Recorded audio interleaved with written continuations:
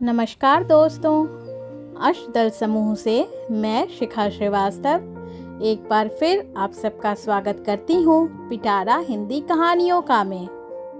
आज 15 अगस्त के शुभ अवसर पर सर्वप्रथम मैं अपने सभी देशवासियों को स्वतंत्रता दिवस की हार्दिक शुभकामनाएं देती हूँ। आज इस शुभ अवसर पर मैं आप सबके लिए लेकर आई हूँ एक छोटी सी कहानी जिसका शीर्षक है स्वतंत्रता का महत्व। आज 15 अगस्त का दिन हमेशा की तरह अपने साथ ढेर सारा हर्ष और उल्लास साथ लेकर आया था। सोनाली जी अपनी प्यारी सी बिटिया सुहाना को उसके विद्यालय में होने वाले सांस्कृतिक कार्यक्रम के लिए तैयार कर रही थी। सुहाना, जो कि कक्षा 4 की छात्रा थी, बड़ी ही प्रतिभावान और प्यारी बच्ची थी। इस बार उसे अपने विद्यालय के कार्यक्रम में झांसी की रानी के बचपन का किरदार निभाना था। अपनी शिक्षिकाओं और माँ के मार्गदर्शन में सुहाना ने इस किरदार के लिए जमकर मेहनत की थी। सुहाना से ज़्यादा सोनाली जी को आज के दिन का इंतज़ार था। जब से विद्यार्थी जीवन खत्म हुआ तब से स्वतंत्रता दिवस और गणतंत्र दिवस की खुशियाँ ही मानो फीकी पड़ गई थी। लेकिन अब उनकी बिटिया के साथ फिर से उनका वो बचपन और वही पुराने उल्लास के दिन लौट आए थे।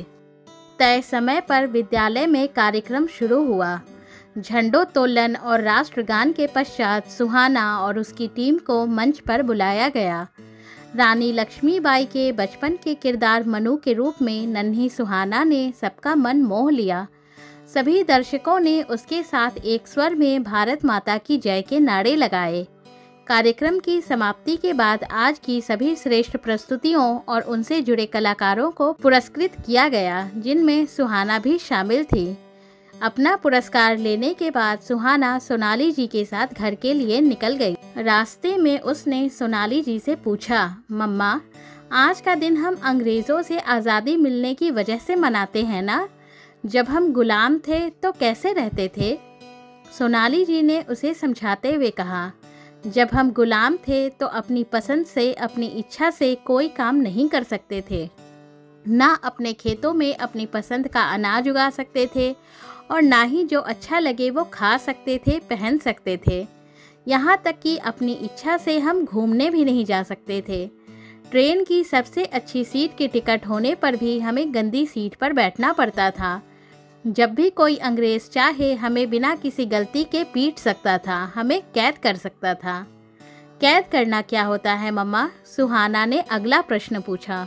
किसी को उसके परिवार से दूर कर देना, उसे बांध कर रखना, इसे ही कैद करना कहते हैं। जैसे तुमने जिद करके घर में तोते, कुत्ते और मछलियों को रखा हुआ है, सोनाली जी ने जवाब दिया। उनकी बात सुनकर सुहाना बोली, पर मैं उन्हें मारती नहीं हूँ, मैं तो उन्हें प्यार करती हूँ। उन्हें अच्छा खाना भी देती हूँ और अपने साथ घुमाने भी ले जाती हूँ। फिर ये गुलाम बनाना थोड़े हुआ, ऐसा तो सब करते हैं।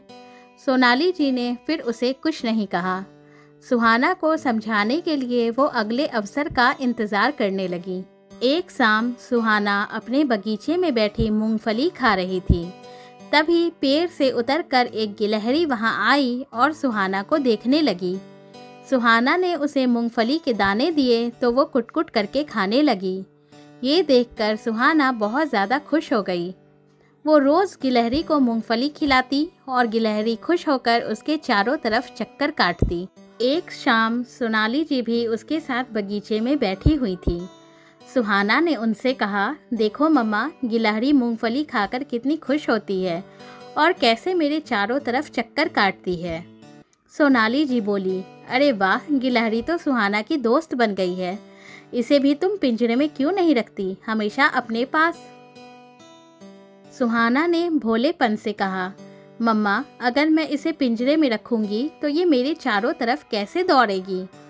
बिट्टो रानी, इस गिलहरी की तरह ही बाकी जानवरों का भी मन करता होगा ना पिंजरे से बाहर निकलकर घूमने का, अपने जैसे दोस्तों के साथ रहने का, जैसे तुम घूमती हो, अपने दोस्तों से मिलती हो, ना कि तुम्हारे साथ जंजीर में बंद कर पिंजरे में कैद होकर घूमना उन्हें अच्छा लगेगा।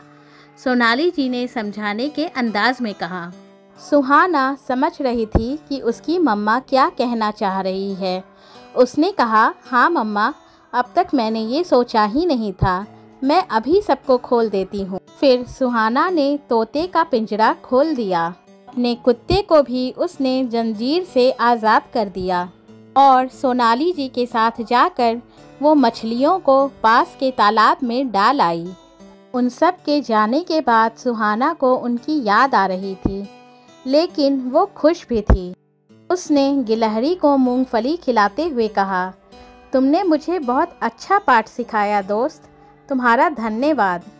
थोड़ी ही देर में गिलहरी के साथ साथ सुहाना का तोता और कुत्ता भी अपनी आवाज़ में खुशी जताते हुए उसके चारों तरफ चक्कर लगाते हुए उसके साथ खेलने आ गए।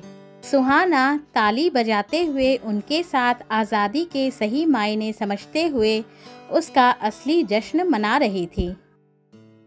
मैं आशा करती हूँ आप सबको ये छोटी सी कहानी अवश्य पसंद आएगी। कृपया कमेंट बॉक्स में अपने विचारों से मुझे अवश्य अवगत करवाएं एवं हमारे चैनल को लाइक, सब्सक्राइब, शेयर करके हमारा हौसला बढ़ाएं। फिर मिलेंगे जल्दी ही एक नई कहानी के साथ यहीं इसी जगह पर पिटारा हिंदी कहानियों का में। तब तक स्वस्थ रहिए, हंसते रहिए, मुस्कुराते रहिए एवं अपने साथ साथ दूसरों की स्वतंत्रता का भी सम्मान करते रहिए। जय हिंद, जय भारत।